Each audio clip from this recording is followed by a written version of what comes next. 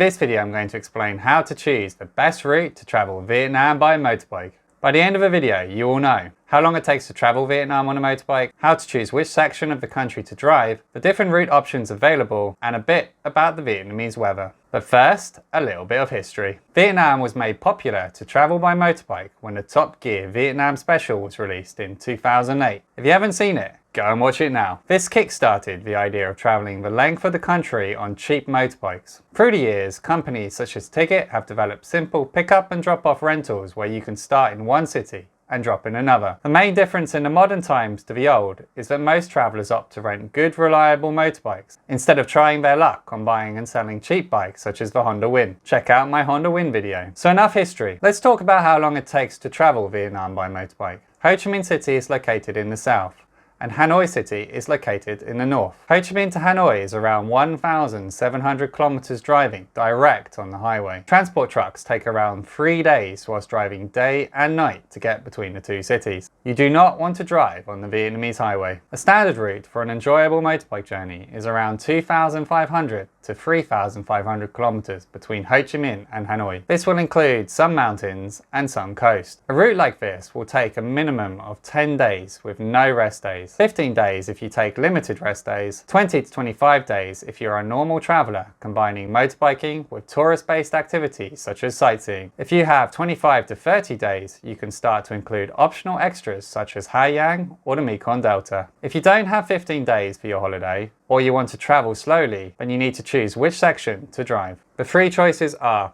the north above Hanoi, Hanoi to Danang, or Ho Chi Minh to Danang. Danang is a city located smack in the middle of Vietnam and has easy flight connections to both Hanoi and Ho Chi Minh. Both Ho Chi Minh to Danang and Hanoi to Danang take around 2 days driving straight on the highway. But you don't want to do the highway, so for a motorbike friendly route, it takes around 5 to 7 days. The north is another possible option. The north I classify as everything above Hanoi. It is a mountainous and beautiful area of the country. Hai Yang, which is the most famous section, takes around 7 days to drive. The northeast, another 7 days. The northwest, another 7 days. All of the north combined can be an entire month of motorbiking. The Mekong Delta.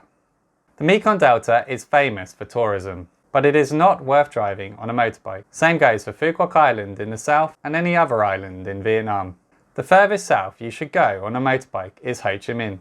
The rest can be done with organised bus tours or flights. So now you know how long it takes to travel each section. What you need to do now is try and decide which of these sections it is that you want to drive. Once again, the three choices are Hanoi and everything above Hanoi, Hanoi to Danang, or Ho Chi Minh to Danang. Okay, it's time to dive deeper into these sections. The north above Hanoi takes between 7 days and 3 weeks to drive. As mentioned earlier, this is 7 days for Hai Yang, 7 days for the northeast, and 7 days for the northwest. Most people just do Hai Yang, but if you have extra time, do the northeast, and if you have even more time, then do the northwest. A bit of further information is that most of Vietnam's extreme off-roading is done in the northwest. The north is very beautiful and mountainous, and it can be treated a bit like a ski resort. Hundreds of different routes and loops available. It is very difficult to accurately map out a set route for the north. I suggest to travellers that they go there to just drive around and have fun. Don't overplan the north. If you are basing your holiday around the rain, then the north is not a good place for you. If you are basing your holiday around natural beauty, then the north is a good place to go. Key sites include Ban Yok Waterfall in the northeast, Ba Bear Lake in the northeast, and the Dinosaur Spine in the northwest. However, all of the north is beautiful. Check out this link for a full article on my recommended route. Hanoi to Danang. This section contains the Ho Chi Minh Road, which is one of the best roads on the planet for motorcycling. Check out this link above. It doesn't matter who you are or how you drive, you will enjoy it. This section also contains the Hai Van Pass, which is the most famous road in Vietnam for motorbiking.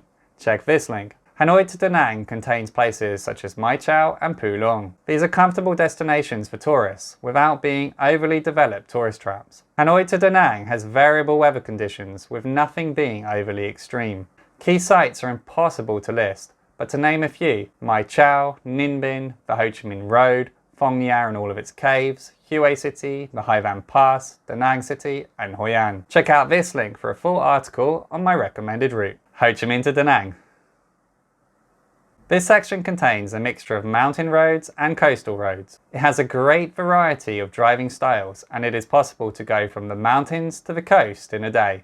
The south is always hot, apart from Dalat. The weather is always nice enough to have a good holiday, even in rainy season. Ho Chi Minh to Danang is developed and easy to get comfortable hotels. It is impossible to name all of the sites and destinations, but to list a few: Hoi An Town, Quy Nhon City, Nha Trang City, Dalat City and Mui Ne. Check out this link for a full article on my recommended route. The weather in Vietnam. Unfortunately, the weather in Vietnam does not fit into the same 3 geographical categories that we have been describing so far. So we need to move these categories around a little bit. Let me explain. Hanoi and everything above or around Hanoi has 4 seasons: spring, autumn, summer and winter. Everything below the province of Quang Binh, which contains Phong Nha and Dong Hoi, have only dry and rainy seasons. A motorbike journey is likely to meet all conditions, so you should pack accordingly. Click above to view my article on how to pack for Vietnam. There is no right or wrong time to travel Vietnam by motorbike, and there are no conditions or timings that will stop your holiday. Check above for my full article on the weather in Vietnam. A quick guide to the weather for Hanoi and everything above Hanoi. November to April is dry, but temperatures can go into the negatives. May to August is summer, and it can be very hot with temperatures between 20 and 35 degrees. Late August to December is when monsoons dry up and days are typically pleasant. Overall, March through April and October through November are the most stable months to visit Hanoi and the north. A quick guide to the weather in central Vietnam. This I consider as Quang Binh to Mui Ne, Binh Thuan province. September to December is wet and rainy season. October through November are the wettest months of the rainy season. January through to March is the dry season. Overall, the optimal time for dry, warm weather will be mid-January to late March.